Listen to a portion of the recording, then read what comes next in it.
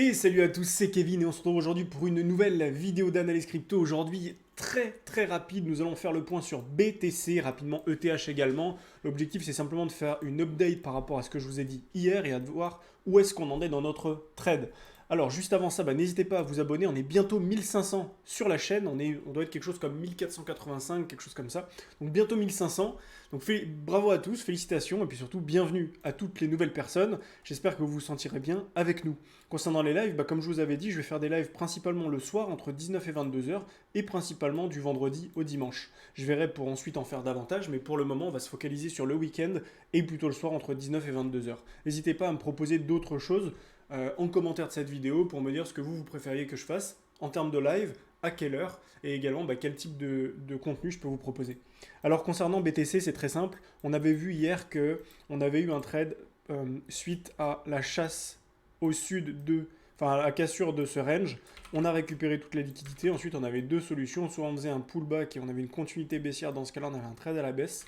Soit on avait une réintégration. Soit encore, on avait un range ici. Et donc, dans ce cas-là où on avait un range, on avait une borne basse, borne haute. Dès qu'on cassait la borne haute, c'était à nouveau haussier. Du coup, on a eu effectivement la cassure de cette borne haute juste ici. Borne haute, borne basse. On avait une borne haute, borne basse juste ici. Entre là et là, on a eu la cassure de la borne haute. Du coup, on a ouvert un trade aux alentours des 40 670 dollars. Et à partir de là, on avait mis notre stop tout en bas. Premier TP aux alentours des 42 200. On a pris le TP, derrière on a remonté le stop à break-even. Deuxième TP aux alentours des 43 600 dollars, ce qui nous faisait déjà un gain sur le trade de 4%, puis 7% de gain sur le trade. Et ensuite, dernier TP aux alentours des 45 000, entre 45 000 et 45 600 dollars. Du coup, on a pris notre deuxième TP. Je vois actuellement que le cours est vraiment en train de perdre de la force de mouvement. On a vu ici une première mèche au-dessus de notre TP. Deuxième mèche derrière qui se fait complètement révéler avec une bougie de ravalement. Plus sur le MACD, on voit qu'on a vraiment une perte de momentum puisque le MACD est en train de décélérer fortement et passe même dans le rouge, une grosse divergence accumulée, une double divergence ici accumulée à court terme, ce qui pourrait donc ramener le cours un peu plus bas. Si jamais on a le cours qui revient un peu plus bas, on va simplement regarder par rapport à ce qui s'est passé ici. Alors, à minimum, il faudrait regarder vraiment la zone juste ici, des 0,68, 0,186, juste là. Donc, euh, on pourra avoir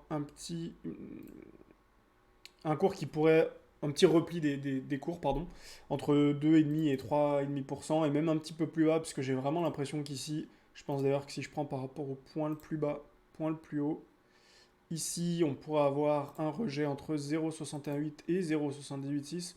Dans le cas où on a ça, on se fera sortir du trade et ce sera complètement OK. Pourquoi? Parce que ici, on a déjà pris quelque chose comme 15%, 30% ici. Donc, on a déjà pris entre à peu près 6% et demi avec 45-50% de la position. Donc, les 50% restants actuellement, soit on a un petit repli et ensuite le cours va se reprendre et va continuer d'aller dans notre zone, soit il va y aller directement. Dans ce cas-là, on aura 50% pris également au-dessus, ce qui sera très bien. Par contre, si jamais on a un cours qui faiblit davantage et qui va se loger dans notre zone de rechargement, ça fait partie du jeu.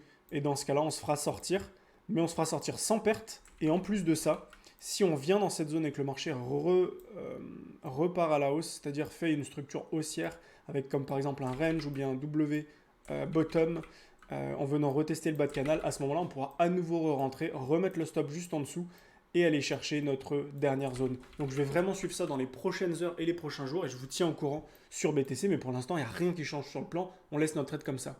Maintenant, concernant ETH, alors je vous en avais parlé que j'avais moins envie de trader sur ETH que sur BTC, les choses étaient beaucoup moins claires et c'est pour ça que j'ai tradé sur BTC principalement. Pour autant, sur ETH, effectivement, comme je vous le disais hier, tant que BTC est haussier, ETH sera haussier. Et donc, il a différentes targets. La première target, c'était 2350 dollars. Ensuite, on a les 2400. Et en fait, c'est un petit peu tout crescendo. C'est-à-dire qu'on a 2400, 2450, 2500, 2550, etc. etc. Donc, on a vraiment plein de targets. Une des targets finales, ça pourrait être 2500 dollars avec la zone de rechargement entre 2500 et 2600 dollars. Donc pour moi, c'est vraiment une zone extrêmement importante sur ETH, ce qui pourrait lui permettre de faire un petit rebond entre 6 et 8-9% de hausse. Là où BTC, pour le moment, a encore un rebond de 4-5%.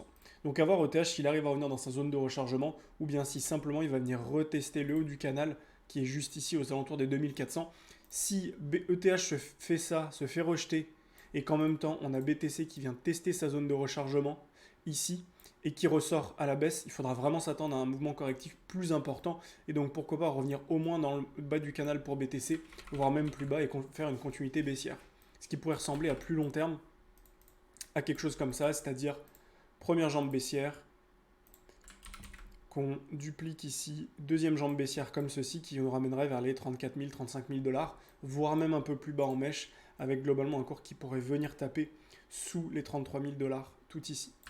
Donc voilà ce que j'avais à vous partager aujourd'hui, j'espère que cette vidéo vous a plu. Si c'est le cas, n'hésitez pas à vous abonner, à rejoindre la communauté, à mettre un gros pouce bleu sur cette vidéo et à me dire en commentaire ce que vous en avez pensé. Je vous souhaite une belle soirée et je vous dis à demain pour une prochaine vidéo. Ciao ciao.